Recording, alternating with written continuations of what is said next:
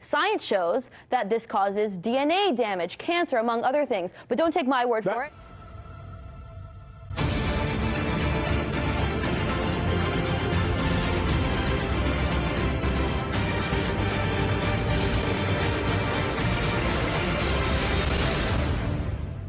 Active Denial System. A non-lethal directed energy weapon developed by the U.S. military, the Active Denial System was designed for area denial, perimeter security, and crowd control. Informally, the weapon is called a ray gun or heat gun because it works by heating the surface of targets, such as the skin of targeted human subjects. The ADS was deployed in 2010 with the U.S. military in the Afghanistan War, but was withdrawn without seeing combat. On August 20th, 2010, the Los Angeles Sheriff's Department announced its intent to use the technology on prisoners in the Pitches Detention Center. The ADS is currently only a vehicle-mounted weapon, though police and U.S. Marines are both working on portable versions, which may make this technology more readily available.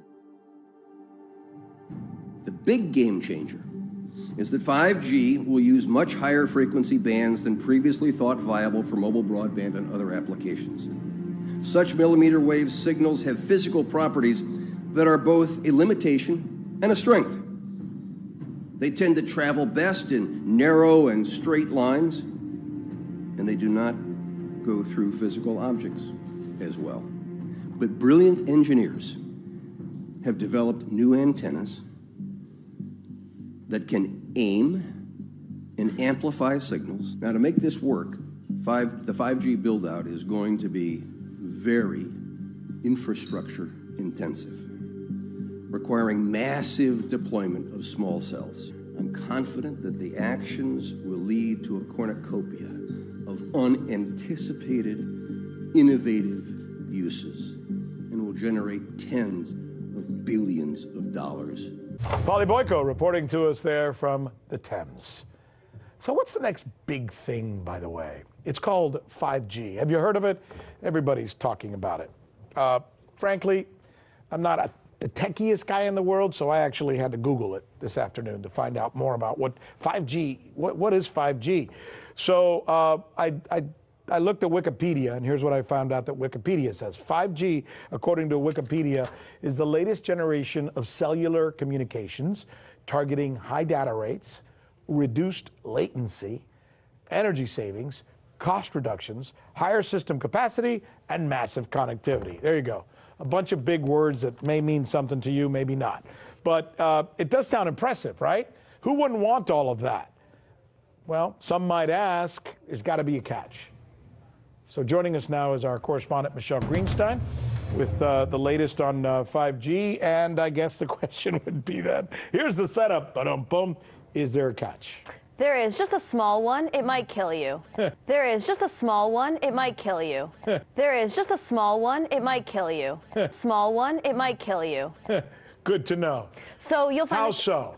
Well, a few days ago, actually, a group of scientists, doctors, environmental organizers, and concerned citizens got together and they called for the urgent stop to the deployment of 5G. They said that it's been proven harmful to human bodies, that this is an experiment on humanity, that this is an experiment on humanity, that this is an experiment on humanity, and that this should be called a crime under international law. Let's talk about today's technology, what we have going on today. Your phone is constantly sending electromagnetic fields in and out of each other. Whether or not you're receiving a notification right now, all of our digital tech sends this data back and forth, right, using these invisible microwave radiation signals, aka radio frequency radiation. Right. That's today's tech. We have every cell tower, every router constantly pulsing with radiation, whether or not you're using it. Science shows that this causes DNA damage, cancer, among other things. But don't take my word for it. And that's just with 4G. Science shows that this causes DNA damage, cancer, among other things. But don't take my word for it. And that's just with 4G.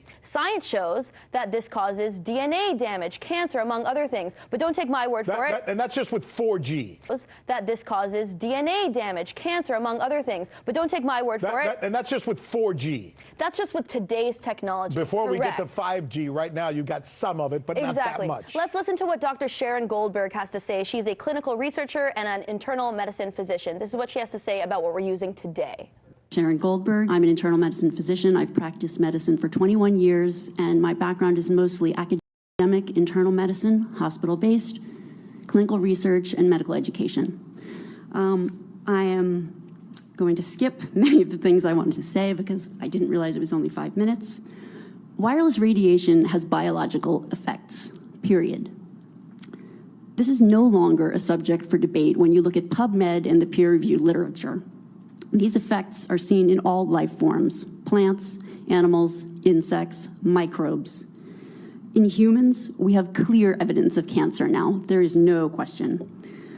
We have evidence of DNA damage, cardiomyopathy, which is the precursor of congestive heart failure, neuropsychiatric effects. So 5G is not a conversation about whether or not these biological effects exist. They clearly do. 5G is a conversation about unsustainable healthcare expenditures. Why do I say this? We've been sitting on the evidence for EMR and chronic disease for decades.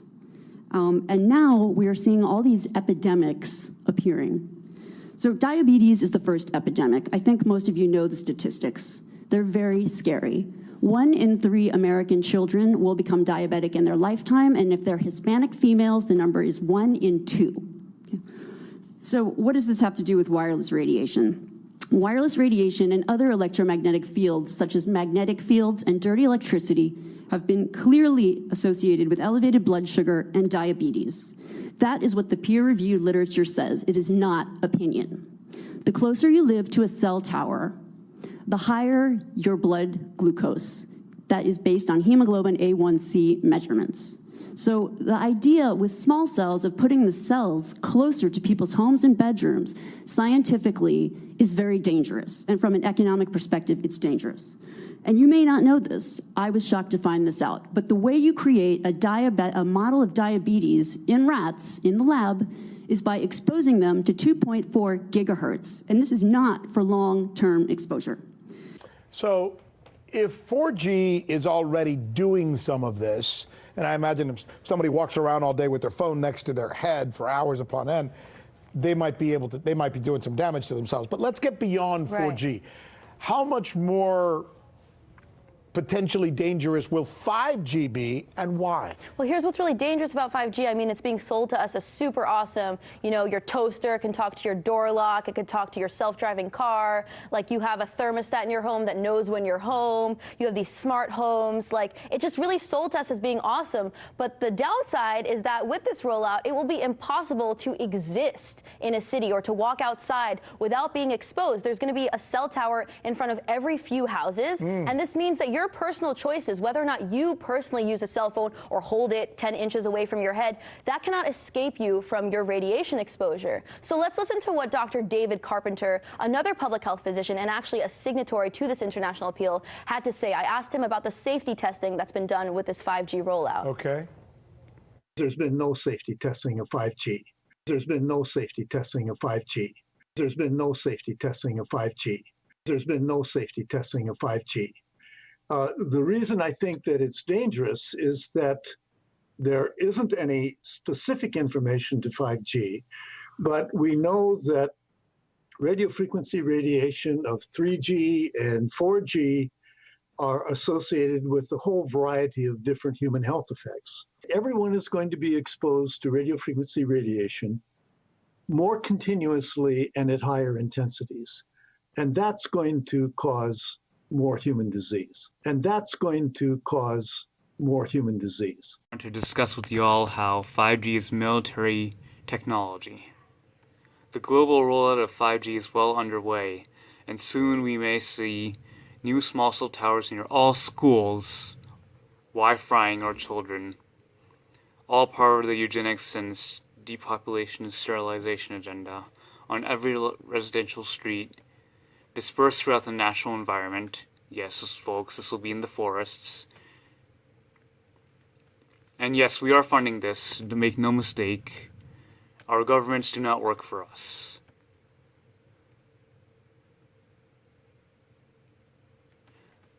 The new cell network uses high-band radio frequency millimeter waves to deliver high bandwidth data to any device within line of sight.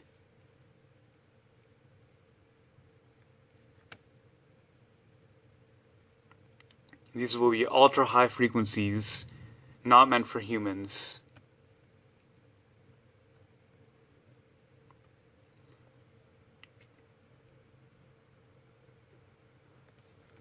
Yes, folks, the weapon of 5G is going to the weapon of 5G is going to mess with your skin and cause uncomfortable sensations. It's a weapon, folks. Don't think of it as anything else. Yes, you're going to get your super fast download speeds, but you're also going to get your shitty health. Excuse my French. This kind of technology, which is in many of our homes, actually interacts with human skin and eyes. The shocking finding was made public via Israeli research studies that were presented last year at an international conference on the subject last year. He goes through how human sweat ducts act like a number of helical antennas, meaning that they absorb all these frequencies, messing with your skin, when exposed to the wavelengths that are put out by the devices that employ 5G technology. Folks, this is the active denial system. The U.S. military deployed a non-lethal crowd control weapon system called the active denial system. And it's used to penetrate the skin, causing an intolerable heating sensation that causes people to flee. Don't mistake it for anything else. It's nothing more than a weapon.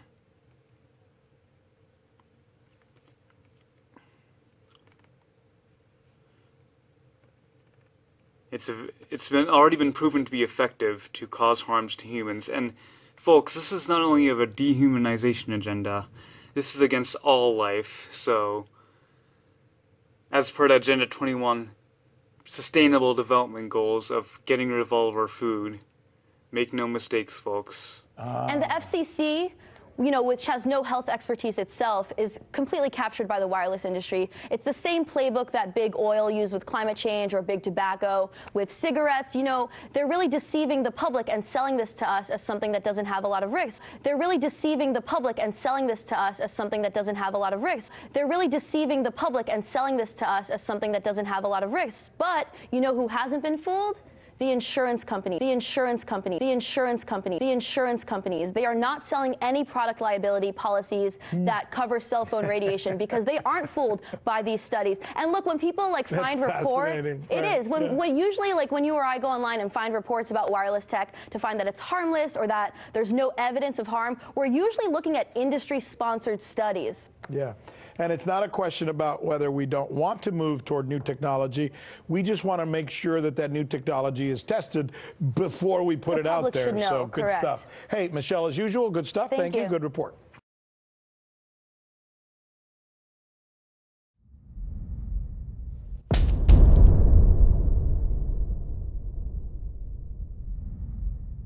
Vaccines are good for you. GMO's not in your food. Evolution is the truth. Never tell you what to do. Spinning on a blue ball. Gravity won't let you fall. Big Bang Theory. Early through the galaxy. Here comes the tax man. Steal your money, that's the plan. Taxing you illegally. Leave you deep in poverty. Permit to drive a car. License won't get you far. Don't you worry, you are free. What else you make me believe? Evolution is a lie and 9/11 stories that they made up to deceive you. Can't believe a thing that they teach you in school.